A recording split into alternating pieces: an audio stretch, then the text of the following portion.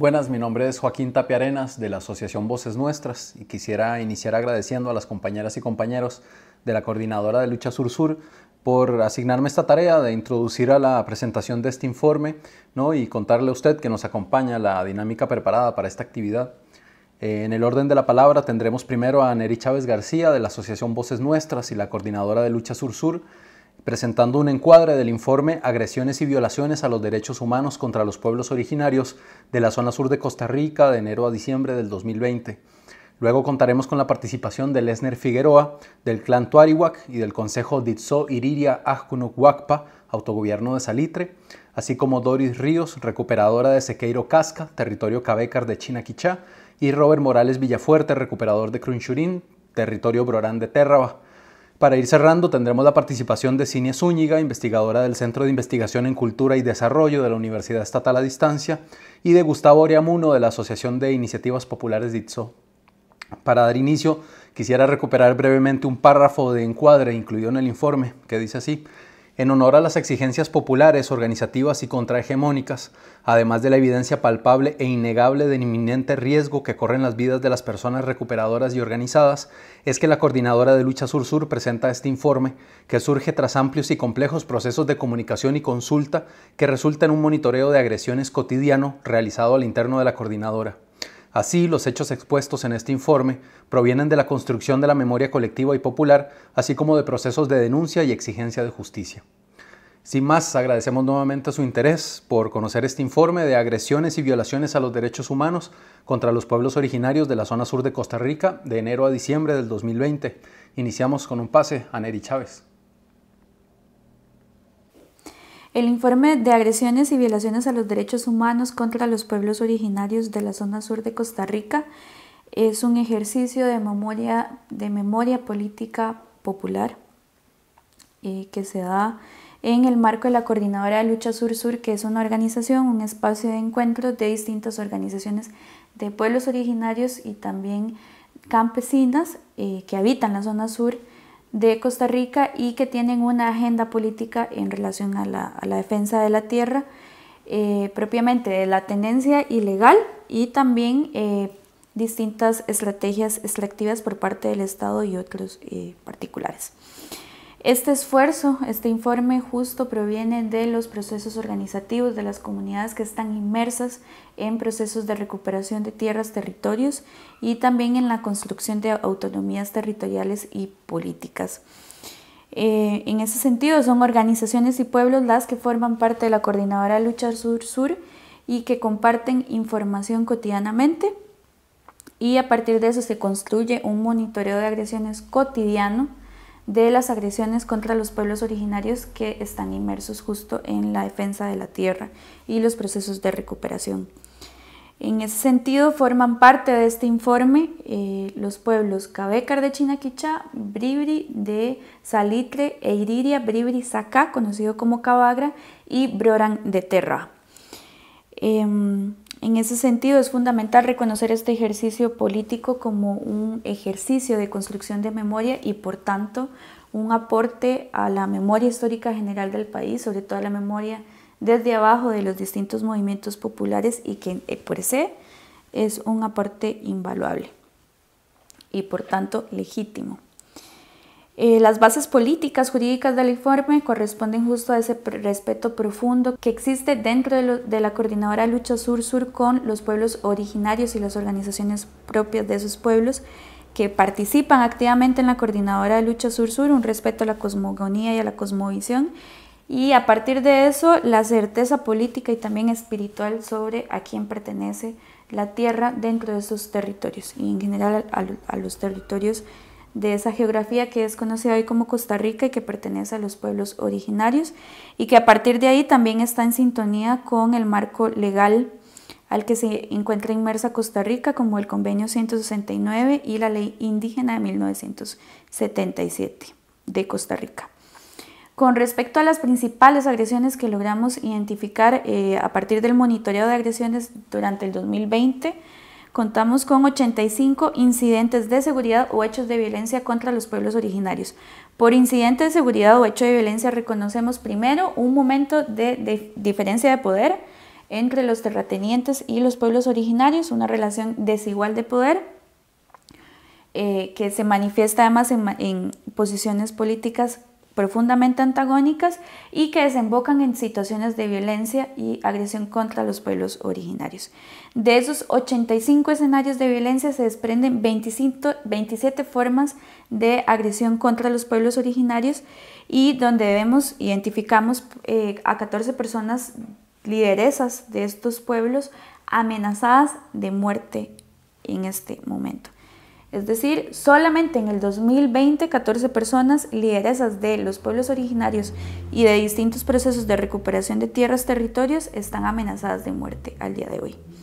Con respecto a los picos, el más importante es justo la escalada de violencia nombrada así por la Coordinadora de Lucha Sur-Sur, en vista de que no existe un escenario violento y tenso políticamente, al menos en la historia más reciente de Costa Rica, donde en febrero tenemos un pico de 33 y pasamos a 59 a marzo. Esta escalada es únicamente detenida por el brote pandémico del COVID-19 que atenta directamente con la forma en cómo se venían organizando los terratenientes y ejerciendo la violencia contra los pueblos originarios. También en este pico, y que justo inicia en el territorio Brorán de Terra a partir del ataque de una turba contra distintos procesos de recuperación que se dieron ese día simultáneamente, y que justo al día siguiente, el 24 de febrero, es asesinado el líder Brorán Jerry Rivera, el segundo líder indígena en Costa Rica, asesinado en menos de un año. El siguiente pico corresponde a mayo con 23 hechos de violencia, inflado principalmente por la insistencia de ingresar el ganado a Sequeiro Casca, una de las territorios del territorio Cabecar de Chinaquichá por parte de Gilbert Fernández. Y el tercer pico más importante corresponde justo a septiembre y octubre, pasando de 16 hechos a 21 en octubre, en respuesta a la recuperación de tierra-territorio que se da en Chinaquichá, nombrada como Yubi Cenaglo y en detrimento de Miguel Vargas Mata. Los principales tipos y cantidad de agresiones contra los pueblos originarios: el amedrentamiento y el hostigamiento de parte de los finqueros, invasiones a recuperaciones, amenazas agravadas de muerte, que en este caso, por ejemplo, tenemos cantidad 25 veces, que ocurrió 25 veces contra distintas personas, pero directamente esas amenazas, 14 fueron dirigidas a las 14 personas que mencionábamos anteriormente. Y posteriormente los incendios provocados, que es la acción más representativa durante la escalada de marzo, y el ingreso de ganado a las distintas recuperaciones de tierra-territorio. Entre los territorios más agredidos por parte de finqueros, y ya veremos otros actores, está el territorio de Chinaquichá, principalmente, seguido por el territorio Bribri de Salitre, Terraba y Iriria, Bribri, Sacá. En cuanto a la insistencia de agresiones, los principales actores, si sumamos a cada uno de los terratenientes que están evidenciándose en el informe como los más recurrentes en agredir a los distintos pueblos y comunidades,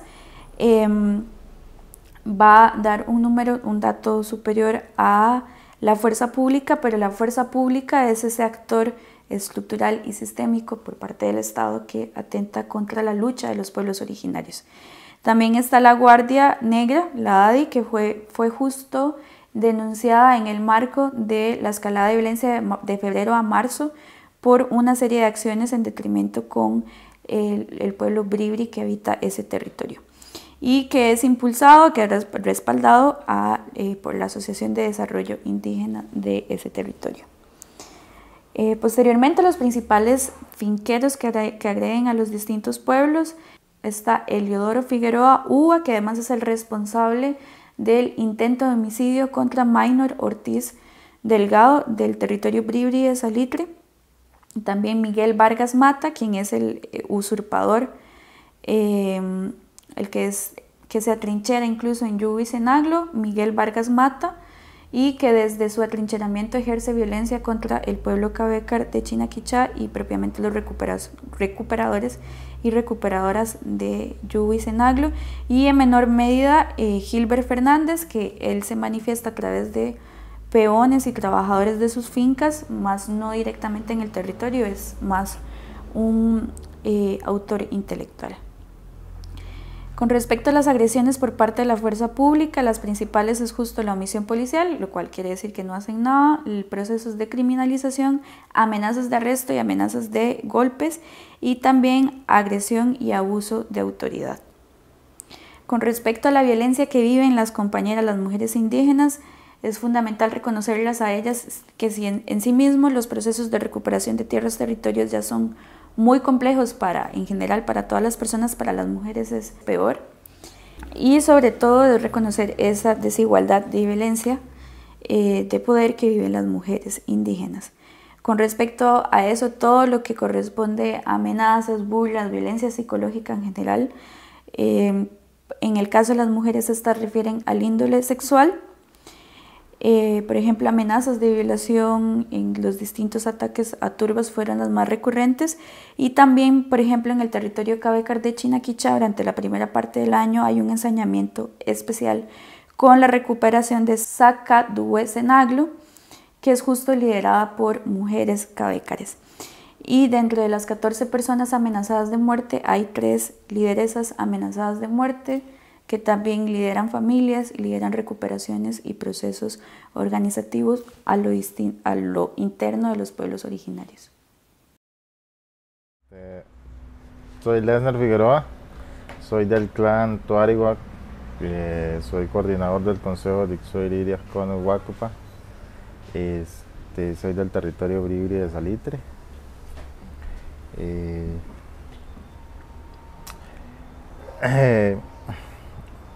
Primero quisiera decir que a pesar de los tiempos que han pasado, ¿verdad? Al día de hoy seguimos teniendo los mismos problemas que hemos tenido desde que empezamos con las recuperaciones de tierra. Y este año que pasó ha sido un poquito difícil para nosotros porque se ha incrementado un poco más los problemas que hemos tenido. Hay varios incidentes que quisiera pues decirlo. Primeramente tenemos un compañero, ¿verdad?, que fue baleado y que a pesar de todo lo que se tiene como pruebas, al día de hoy no hay ningún condenado, ni siquiera hubo como unas medidas, por así llamarlo, fuertes, ¿verdad? Que eso es una cuestión que pues siempre hemos tenido. Y esto a pesar de que en muchas ocasiones le hemos reiterado esto al Poder Judicial de la poca, no sé, aplicación de las leyes, ¿verdad?, cuando se trata de personas indígenas. Hoy en día estos usurpadores se mantienen en nuestro territorio, pasan a vista y paciencia para arriba y para abajo, y pues no hay ningún tipo de medida que realmente pues asegure la vida de los compañeros. Luego, y yo diría que relacionado, ¿verdad?, tenemos lo que es la petición de archivar el expediente del compañero Sergio Rojas, ¿verdad?, que fue nuestro líder que fue asesinado, que más allá de querer buscar algún culpable, ya sea intelectual o material, más bien el tribunal quería pues archivarlo, ¿verdad? Y creemos que creemos que por la presión que ha ejercido la comunidad y todas las organizaciones en cuanto a este este expediente, pues fue por eso quizás que el tribunal decide seguir la causa, pero aún así no creemos que vayan a determinar al final si hay algún culpable, porque desde un principio teníamos claro que las autoridades no querían, desde nuestro punto de vista, no querían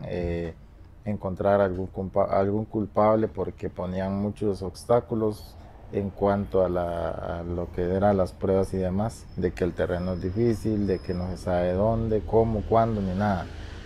Entonces, desde ese momento vimos que el Poder Judicial más bien trata de esquivar este tipo de asuntos con respecto, ¿verdad?, al expediente del compañero, y que después del pasado el tiempo vimos que efectivamente eso era lo que querían hacer, ¿verdad?, estimando este expediente. Además de esto, ¿verdad?, los usurpadores que siempre hemos tenido y que aún están, son los mismos que nosotros hemos escuchado que están involucrados en todo. Entonces, la justicia no actuó, y hoy en día más bien se están fortaleciendo, porque desde el año pasado empezaron a crear grupos entre ellos, y poco a poco los vimos como empezaron a tener reuniones y empezaron como a lo que llamamos nosotros motivar y alimentar el odio hacia los pueblos indígenas basados en argumentos falsos. Y al día de hoy, pues tan solo iniciando el año ya vimos movimientos sumamente peligrosos contra los pueblos indígenas ante la inacción del Estado. Entonces diríamos que con solo estas pequeñas muestras de la inacción del Estado, ¿verdad?, con dos cositas, vemos cómo más bien eso hace que la movilización de los usurpadores se haga más fuerte al ver que no hay justicia, nadie es castigado, y al grado en que estamos hoy, estamos pues sumamente desprotegidos, porque en caso de Salitre, no solo ya no hay fuerza pública, sino que ahora también el Poder Judicial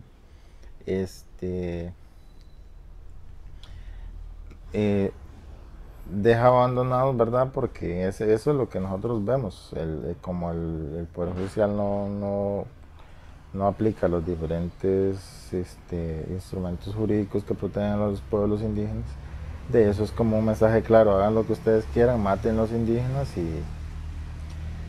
y que nosotros no vamos a hacer nada. Entonces, pues eso es como algo que nosotros, pues casi que desdichadamente lo podría decir, estamos acostumbrados a esto, pero bueno, quisiéramos seguir adelante y lograr un cambio para poder tener un futuro mejor para nuestros pueblos. Buenos días, mi nombre es Doris Ríos, del territorio indígena Cabecar de Chinaquichá, ubicado en el cantón de Pérez Celedón. Es el único territorio que existe en este cantón y provincia San José. Chinaquichá tiene una extensión de 1.100 hectáreas, restablecido en el 2001, pero reconocido como territorio por ley en el 56 y derogado en el 82, y en el 2001 se restableció de nuevo como territorio. Como pueden ver, tenemos una particularidad de haberse derogado y restablecido. Y en el 2018 se empieza una lucha por las recuperaciones de las tierras, porque la situación en Chinaquichá era de carencia, de necesidad, y que en el mapa aparecía como territorio indígena o como reserva indígena, pero en la realidad la situación era otra. Las tierras estaban en las manos de terratenientes, grandes empresarios. Ahorita tenemos como al dueño de Gafeso, de Mozoc. Tenemos otros marines que también son dueños de universidades privadas. Y así, estábamos como presos, esclavos en nuestra misma tierra. Y la lucha de la recuperación no fue antojadiza, sino fue una decisión por sobrevivencia, existencia como pueblo, porque si no íbamos a desaparecer como pueblo. Y esas luchas de nuestras tierras nos ha traído violencia, mucha violencia. Si bien es cierto, ya las luchas de las tierras se estaban viviendo en otros territorios, que estábamos viendo que la violencia era demasiado fuerte, a veces uno no lo entendía hasta que hasta que el pueblo inició las recuperaciones de tierra, la realidad que todavía vivimos a pesar de este siglo XXI, seguimos viviendo la misma violencia de las conquistas en aquellos tiempos, donde hay amenazas, donde hay de todo. En el 2020 fue el año más violento, yo creo que en todos los territorios, y Chinaquichá no fue la excepción. Empezamos en enero con momentos de violencia, y luego en marzo, la primera semana de marzo, se empezó a ver, en ese momento se estaba viendo que en Buenos Aires se estaba viendo esas violencias de los terratenientes que llegaban y hacían de todo en las fincas recuperadas y hasta en la misma comunidad. El 7 de marzo para Chinaquichá fue inolvidable, o va a ser inolvidable ese día, porque fue un día que realmente, porque tenemos un cibú grande, no hubo muerte, pero pudo pasar porque hubo incendios. Días antes del 7, como 3 días antes, ya había incendios en la finca de Conojú, en la finca de Dués en Aglo. Ya estaban brotando como esas señas que iba a venir días fuertes. El 7 entraron como más de 200 a 300 personas al territorio indígena, personas no de Chinaquichá, personas no de la comunidad, sino personas como de muchos lugares fuera del territorio, hasta de San José, Santa María de Dota, Pérez. Son personas que reclutaron los finqueros, los terratenientes, y los llevaron a agredir a las fincas donde estaban las personas recuperadoras, y quemaron casitas, ranchitos, cultivos, hubo amenazas, de todo. Y esto podemos ver, como ya los compañeros creo que lo han dicho, ya lo han repetido, es la inoperancia de un Estado, de un gobierno que viene violentando al no tener dos compañeros luchadores por las tierras, como Sergio, como Yeri, en total impunidad, que hasta el momento ahorita no tenemos nadie judicializado. Igual lo que pasó en el 7 de marzo, en Chinaquichá no hay nadie judicializado, todas las demandas más bien son archivadas, con la excusa que no hay prueba suficiente, que no hay testigo, nada más. Tenemos compañeros agredidos violentamente, amenazados, con las personas identificadas, pero se va a poner la denuncia y nada más avisan que fue archivada, por lo que ya digo, que no hay prueba suficiente. El 7 de marzo y el 8 de marzo también, y no se habla de esto, pero pasó que nos rociaron un tipo de químico a 2 recuperaciones, a Dués en Aglo y a Sequebro Casca, como a las 7, 8 de la noche.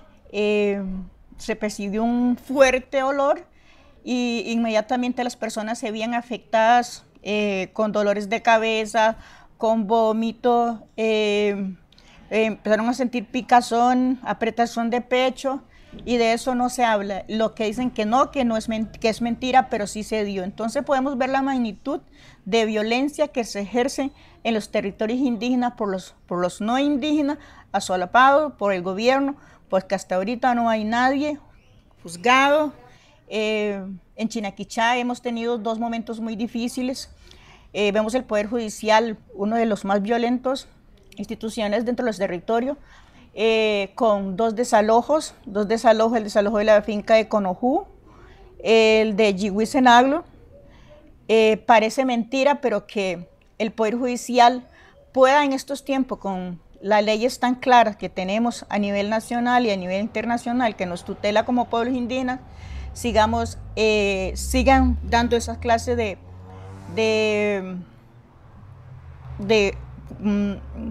decir que los territorios indígenas tienen que ser desalojados cuando la ley es clara y dice que el territorio es de los pueblos indígenas. Entonces sí, seguimos viviendo momentos difíciles todavía hay amenazas en redes sociales con un grupo que está saliendo ahí de un señor Alburola, amenazando abiertamente que va a llegar a los territorios, que van a sacar las personas recuperadoras, que van a tomar justicia por sus manos. Y también ya vemos la municipalidad de Pérez Celedón, ahora el 4 de mayo en su sesión del Consejo Municipal, donde vemos líderes de la Iglesia Católica dando ya su lado, digamos, totalmente, sin haber escuchado al pueblo indígena, sin haber estado en los territorios indígenas, como en este caso de Chinaquichá, sino ya acusando con palabras muy fuertes a los recuperadores de Chinaquichá. Entonces podemos ver que la violencia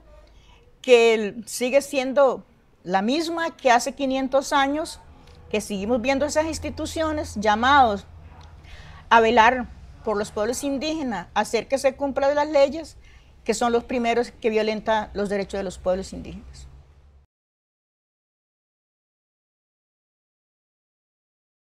Muy buenos días, soy Roe Morales Villafuerte y soy Brorán, territorio indígena Terraba, y pertenezco a la familia Nájera, uno de los 12 troncos genealógicos del territorio, y soy recuperador de la finca Crunchurín. Nosotros recuperamos desde el 2018, 19 de marzo. Sin embargo, el año pasado hubieron situaciones difíciles en el territorio, como en otros territorios de hermanos, y fuimos atacados en diferentes momentos. El 23 de marzo nosotros subimos a acompañar una recuperación de las hermanas Rivera, la finca denominada Cancharrayá, y de ahí una turba de indígenas que no defienden derechos indígenas, que están con los sicuas, y se nos vinieron a atacar a nosotros y personas que no eran del territorio, aproximadamente 150 personas, y que estuvieron en esa acción. Nosotros éramos aproximadamente 14 personas, todas del territorio indígena Brora, y fuimos echados como ganados de ahí, de esa finca. Al compañero Pablo Cibar le quebraron el vidrio del carro y nuestra vida corrió peligro. En ese momento la policía nos dijo que mejor nos saliéramos de ahí, que nuestra vida corría peligro y que ellos no tenían muchos recursos para acompañarnos a nosotros y para darnos la seguridad. Y nosotros tenemos medidas cautelares, las 321-12, ¿sí? Dadas por la Corte Interamericana de Derechos Humanos, pero aún así tenemos una inalición, decía el compañero, una inoperancia de la policía, de la seguridad, del gobierno de Costa Rica como Estado, que no protegen a la vida de los que estamos luchando por nuestros derechos. derecho a la tierra, el derecho que tenemos en nuestro territorio, que fueron dados por gente que no era indígena. Entonces, y ahora se sienten amenazados ellos porque nosotros venimos por nuestro derecho, una reivindicación o una recuperación de hecho. Sin embargo, en varios pleitos judiciales, digamos, no se nos da lo que es agrario más que todo, y más bien los que lo dan es como un apoyo. No sentimos el apoyo que debería ser, y nosotros no queremos el apoyo, nosotros queremos que nuestros derechos, como dice la ley, o como todo costarricense, que se cumpla, y esos territorios son nuestros. El 23 fuimos, como le digo, arriados como ganados de nuestro territorio, de nuestra tierra, y en ese momento el compañero Jerry Rivera llegó donde nosotros también, estuvo compartiendo con nosotros, y el día 24 ahí lo matan, lo asesinan, y dice el gobierno de las Naciones Unidas que fue hasta en la corte, que fue un hecho aislado. Ya son dos indígenas que en su derecho a la defensa de la tierra, a los derechos que nos corresponde como indígenas, han sido asesinados. Y todavía no tenemos, seguimos ahí, seguimos en la lucha. Y creemos que si el gobierno no hace las correcciones a su debido momento, creemos que algunos más van a morir. Ojalá que no. Pero es una amenaza que sentimos los que recuperamos tierra. El 24, como le digo, después de la muerte de Jerry, en esa semana, llegó el gobierno a dialogar con el pueblo de tierra, y una de las cuestiones era que decía que no hiciéramos más recuperaciones. Sin embargo, en su momento se les dijo al gobierno que le íbamos a dar un lapso para que ellos pudieran solventar algunas necesidades, debilidades que tiene el gobierno en sí. Y sin embargo, nos hemos sostenido, pero no sentimos ese apoyo que creemos que necesitamos como gobierno, como Estado, hacia nuestros derechos. Y días posteriores a la muerte de Jerry Rivera, la finca Crunchurín fue incendiada. 300 hectáreas fueron incendiadas, donde se venía la biodiversidad de nuestro territorio, venía para arriba, porque digamos eran fincas que estaban empastadas, y era ganadería intensiva que tenían, y nosotros como indígenas tenemos otra visión. Posterior a eso fuimos amenazados, nosotros en las redes sociales, en Facebook, y pues pusimos algunas denuncias, y todas fueron archivadas. Entonces creemos que no se nos están juzgando como tiene que ser. O sea, sentimos parcializado. En Buenos Aires sentimos nosotros que hay un racismo contra la comunidad indígena, que son 6 territorios. Sin embargo, no sentimos la equidad. O sea, que seamos iguales ellos y nosotros también. Y si ellos tienen algún derecho, que lo vayan a la parte judicial, a la parte agraria, si tienen derecho. Pero sentimos esa amenaza constante. Después de eso han venido células ahí de los no indígenas, y de algunos indígenas que son manipulados por los terratenientes, que andan en contra de nosotros, y seguimos en una constante amenaza, y terminamos el año siguiendo amenazados, y este año comenzamos, y sigue amenazado que nos van a sacar de nuestros territorios, de nuestras fincas, y donde la ley es muy clara. Los territorios indígenas son de los indígenas que la habitan y nosotros habitamos esos territorios. Entonces es claro que el Estado gobierno de Costa Rica tiene mucho que hacer, y ojalá que las medidas cautelares se puedan lo que es, bueno, son tres medidas que hay en medidas cautelares, lo que es gobernanza, lo que es tierras y lo que es seguridad. Ojalá que se cumplan estos puntos y que la tierra regrese a nuestras manos, como indígenas que somos, de cada territorio, y las 9.355 hectáreas que regresen a las manos de los Brora. Muchas gracias.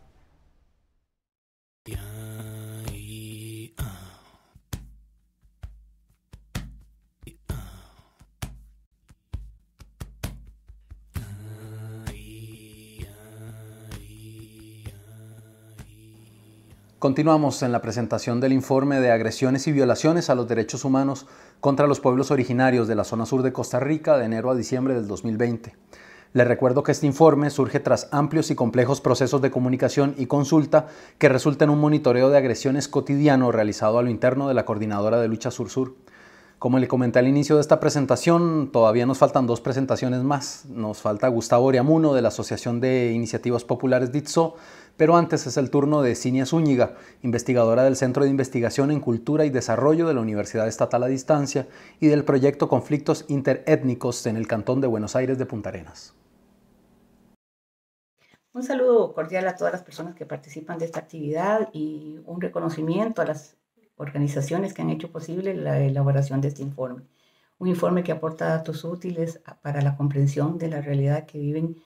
un número cada vez mayor de familias indígenas en los territorios de Salitre, Cabagra, Terra y Chinaquichá en la zona sur de nuestro país.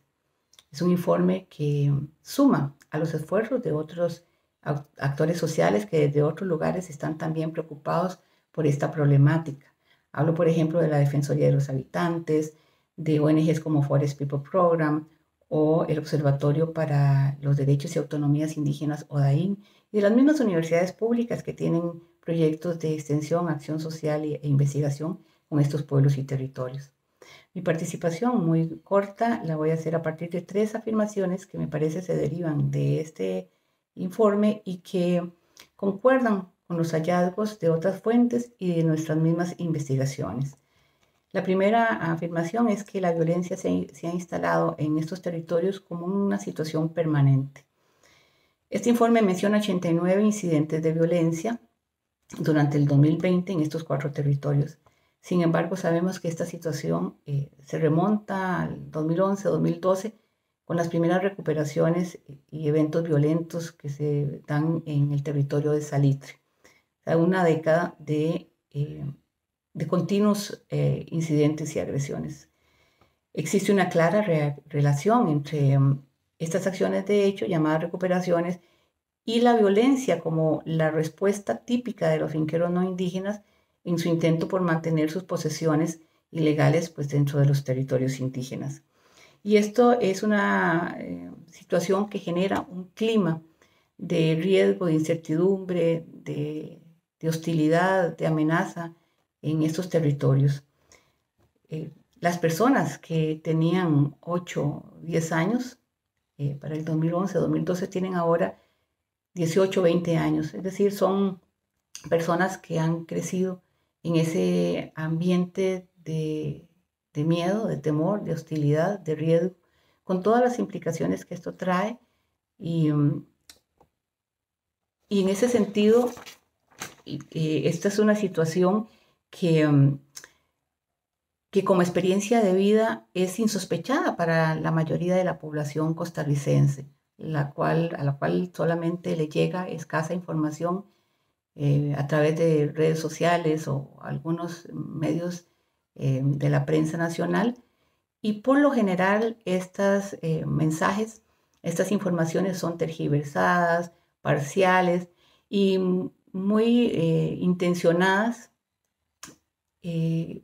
en el favorecimiento a las visiones y a las posiciones y a las demandas de los finqueros no indígenas. Una segunda afirmación es que ser recuperadora o recuperador en un territorio indígena es actualmente un factor de riesgo, de agresión y hasta de muerte. Las familias que realizan las acciones de recuperación de tierras indígenas involucran a hombres, mujeres, niños, adolescentes y hasta personas adultas mayores. Mientras que en el caso de los finqueros, especialmente aquellos que tienen posesiones de mayor tamaño, no habitan dentro de los territorios indígenas, por lo que son sus peones y personas contratadas por ellos quienes realizan esos actos violentos. Esto significa que ni ellos ni sus familiares cercanos vivencian en carne propia ese ambiente de hostilidad y de riesgo que sí viven cotidianamente estas familias recuperadoras. Y cuando en algunos casos el finquero y sus personas o familiares cercanos participan de este ambiente de conflicto, ¿verdad? Son pues casos que asumen rasgos muy mediáticos, que utilizan las redes sociales para hacer circular abundantes mensajes en donde pues recurren a una historia familiar de sacrificio que exponen dramáticamente en estas redes para justificar sus posesiones dentro de los territorios y para demandar fundamentalmente la indemnización por parte del Estado. Y en ese sentido hay que decir que la violencia está enfocada, está direccionada hacia las personas indígenas. Y esto es claro si observamos, por ejemplo, datos y hechos como el que ninguna recuperación está fuera de los territorios indígenas. O dicho de otra manera, ninguna finca de un finquero no indígena que se encuentre fuera de los territorios indígenas está en la lista de las recuperaciones. Sin embargo, son los indígenas quienes están siendo agredidos y que están poniendo los muertos. Ningún finquero ha muerto en esta lucha, como sí ha sucedido con Sergio y con Jerry, que han sido asesinados. Tampoco ningún finquero está siendo amenazado de muerte, como sí lo están en este momento por lo menos 12 defensores de derechos humanos indígenas, mujeres y hombres. Tampoco ningún indígena hace alarde de tenencia de armas o ejecuta balaceras, como sí sucede por parte de finqueros o de personas contratadas por ellos que cotidianamente realizan actos como estos en los territorios indígenas. Y una tercera afirmación es que la actuación de la policía, de la fuerza pública y del Poder Judicial al no aplicar la legislación indígena favorecen los intereses de los finqueros no indígenas. El Estado costarricense no ha cumplido con sus obligaciones, no ha cumplido con el convenio 169 de la OIT, no ha cumplido con la ley indígena que data de 1977, tampoco ha cumplido con las medidas cautelares impuestas por la Comisión Interamericana de Derechos Humanos para proteger la vida y la integridad física de estas familias, especialmente de Salitre y de Térraba, desde el 2015. Tampoco está cumpliendo con la Ley de Acceso a la Justicia que fue promulgada en el 2019. Las familias indígenas denuncian constantemente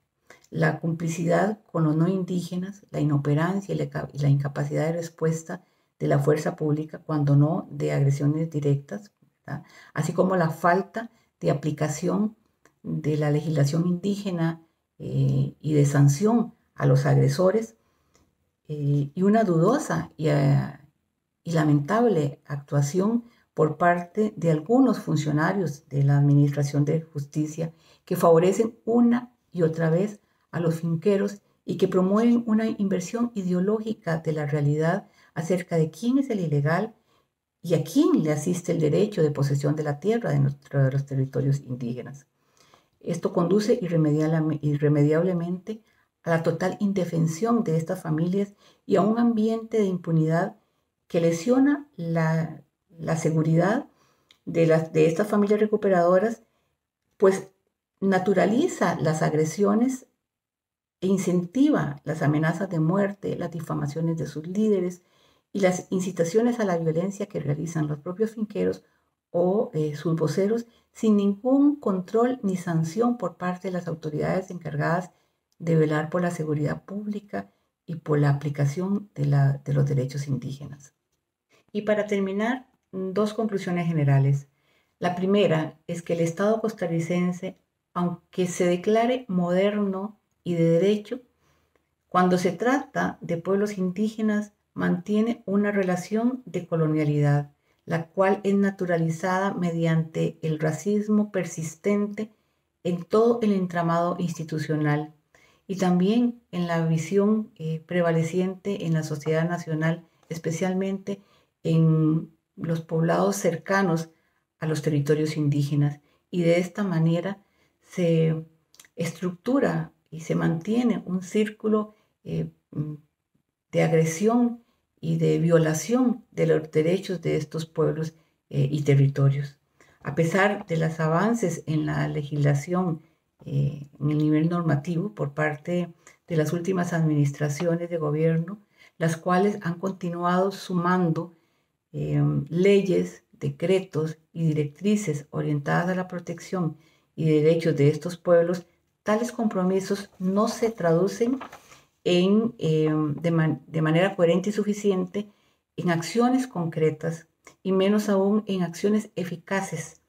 lo que mantiene a estos pueblos en una situación de indefensión e injusticia insoportable e insostenible, de la cual es responsable el Estado costarricense, pero también la ciudadanía, que permitimos que esta situación se prolongue y se mantenga desconocida y además sin resolver. La segunda conclusión es que estas familias, las familias indígenas, las familias recuperadoras y los pueblos indígenas en este momento están demostrando una vez más su resistencia ante un sistema social que los oprime como pueblos culturalmente diferenciados. También muestran su resiliencia ante situaciones de injusticia, de agresión y de negación, no solamente de sus identidades, sino también de sus derechos, entre ellos principalmente sus derechos territoriales. También muestran la persistencia y la voluntad de demandar y reivindicar sus territorios y sus autonomías como pueblos y culturas preexistentes a la constitución del Estado costarricense y que se mantienen vivos como pueblos y que poseen experiencias, conocimientos y sabidurías que aportan riqueza y ofrecen alternativas para el desarrollo y el buen vivir, no solamente de sus propias generaciones, sino de toda la sociedad costarricense en general. Sí, sobre el informe de agresiones y violaciones a los derechos humanos contra los pueblos originarios de la zona sur de Costa Rica, que nos presenta la Coordinadora de Lucha Sur-Sur, hay que resaltar algunos elementos que preocupan y que se han venido manteniendo en el tiempo, lo que significa un gran peligro para la vida e integridad de los pueblos originarios de Costa Rica. Lo que se refleja muy bien en el informe es que en el 2020 se dio un aumento en la cantidad y formas y tipos de violencia contra los pueblos originarios de la zona sur. Tal cual se habla de una escalada de violencia durante los meses de febrero y marzo del 2020, especialmente contra los pueblos Brorán de Térraba y Cabecar de Chinaquichá. Este aumento en los hechos de violencia, en las agresiones, son perpetrados por personas claramente identificadas, por personas que cometen estos actos a través de organizaciones. Denota el actuar de estas personas que hay una planificación de los actos de agresión, de que hay un financiamiento en los actos de agresión, de que hay cabecillas que incitan a estas agresiones. Es así, para poner un ejemplo, los ataques, digamos, por medio de turbas, en el caso de Terra, durante el 23 y 24 de febrero del 2020, se habla de 100, 150 o hasta 200 personas que actuaron como una turba violenta en todo el pueblo de Terra. Tal es así que este ataque con turbas finaliza con el asesinato a tiros del compañero Jerry Rivera. Igualmente, días después, en marzo, a inicios de marzo, 6, 7 y 8 de marzo, más o menos, se da otro ataque, también por grupos de personas, de más de 100 personas que invaden prácticamente el territorio Cabécar de Chinaquichá y cometen varios actos delictivos como quemas de casas, agresiones físicas a personas, amenazas de muerte, quema de cultivos, etcétera, etcétera. Daños a las fincas recuperadas por los compañeros y compañeras. Esto, como decíamos, denota que hay una organización o hay varias personas organizadas detrás de estos ataques. Y lamentablemente, aunque ambos ataques fueron, se les avisó a las autoridades policiales y gubernamentales respectivas de la posibilidad de que se realizaran los mismos, el Estado costarricense fue incapaz tanto de evitar estas acciones realizadas por estos grupos de personas, como también fue incapaz de garantizar la vida e integridad de los pueblos originarios. O sea, hay una incapacidad demostrada, real, del Estado costarricense de cumplir con su obligación, según los convenios internacionales, las leyes nacionales, su obligación como Estado, y además una incapacidad para cumplir las medidas cautelares dictadas por la Comisión Interamericana de Derechos Humanos desde el 2015, que establece que el Estado costarricense debe hacer todo lo posible para garantizar la vida e integridad de los pueblos originarios de la zona sur. Otro elemento que nos preocupa, que se alarga en el tiempo, que sigue vigente hasta este año 2021, es el tema de la impunidad. Ante estas agresiones, no solo las del 2020, sino agresiones perpetradas años atrás, lo que ha reinado hasta el momento es la impunidad. Ninguno de estos agresores hasta el momento ha sido condenado o ha asumido alguna responsabilidad penal por los actos cometidos. Y aquí hablamos de distintas agresiones que se pueden calificar en distintos tipos penales o delitos o contravenciones, agresiones que han sido denunciadas públicamente y penalmente, o sea que están presentadas las denuncias en los tribunales de Buenos Aires y en los tribunales de Pérez Celedón, y sin embargo, ante la gravedad de estos hechos,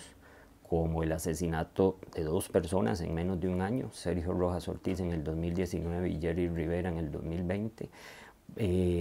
después de varios intentos de asesinato, tentativas de homicidio contra varias personas de diferentes pueblos, de reiteradas amenazas de muerte, de incendios de casas y de cultivos, de agresiones físicas, todos estos hechos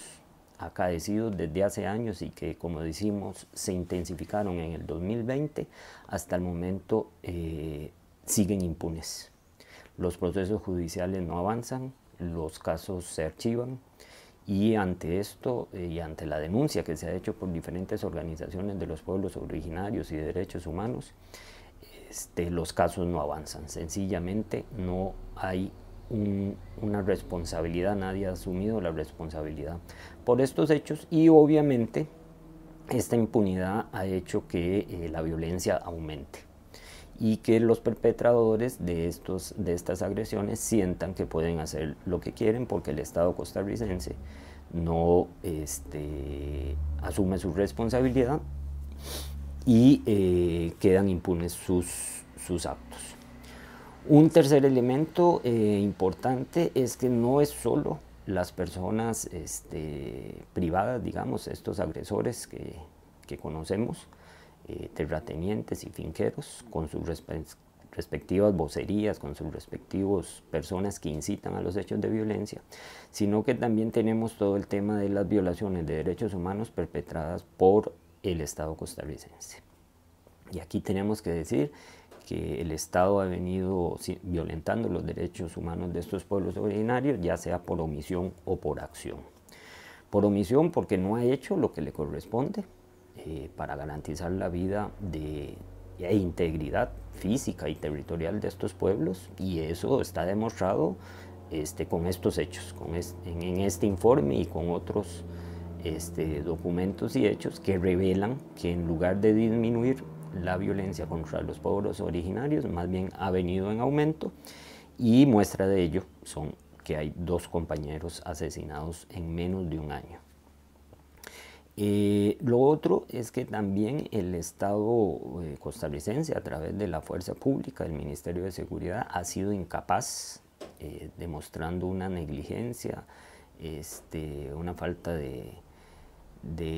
diligencia en su actuar, y entonces muchos de estos actos de agresión perpetrados por personas privadas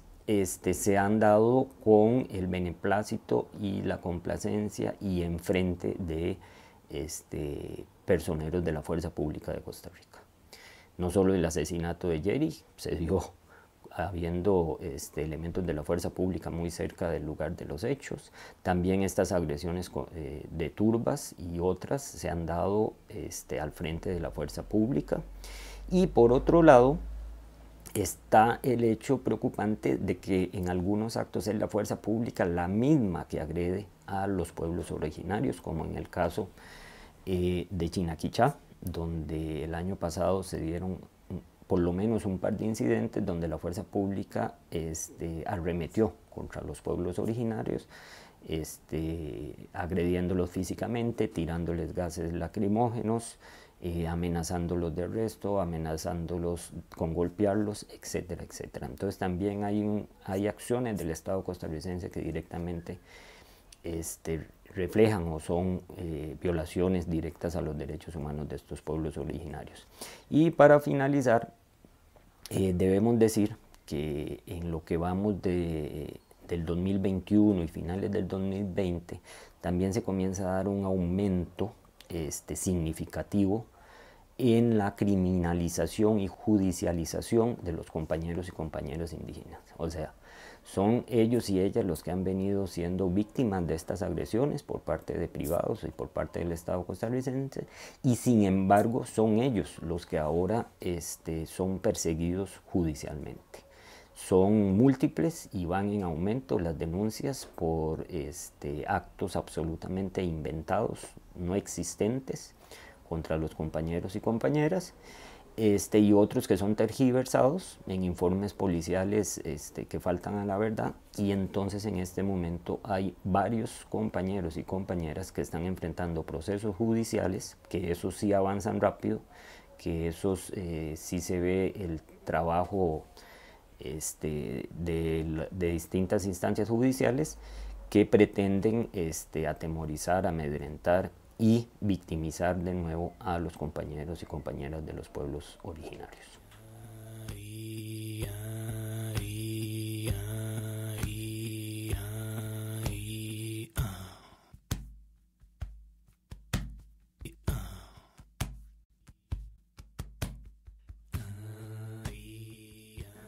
Llegamos al final de la presentación del informe de agresiones y violaciones a los derechos humanos contra los pueblos originarios de la zona sur de Costa Rica de enero a diciembre del 2020.